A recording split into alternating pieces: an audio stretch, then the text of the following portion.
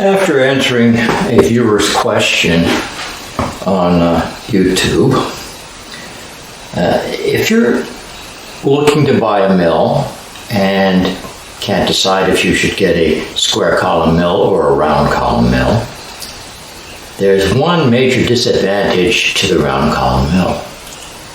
So rather than explain it in words, I thought I'd just make a video and kind of demonstrate the problem. So we'll move the camera a little closer to this in a moment. But what we're going to do, we've got a tap set here, 5/16 18 tap set. We've got the tap drill here, and we're going to use a block of wood rather than a block of metal because this will expedite things. So the first thing we're going to do is drill with our tap drill. We'll drill a hole, and then we're going to do some tapping, and we're going to use one of these to locate our tap. It has a little center point in it, and the tap, well, if we find one here that has a center point in the hole, it's going to fit in the hole. This will fit in the chuck, and we'll put the tap in, and we'll have a nice vertical situation with the tap so it doesn't wander off to one side. And we'll get the camera a little closer for this.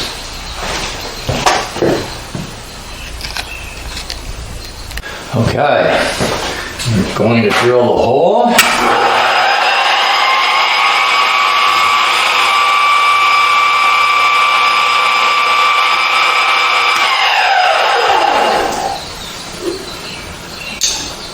Take the tap drill out. We'll put our spring-loaded tap guide in. And now we're going to need something to turn this tap with, so I've got some little handles made up that make that easier. Not that one. Maybe the next size up like that. And we'll get there. There's one that works.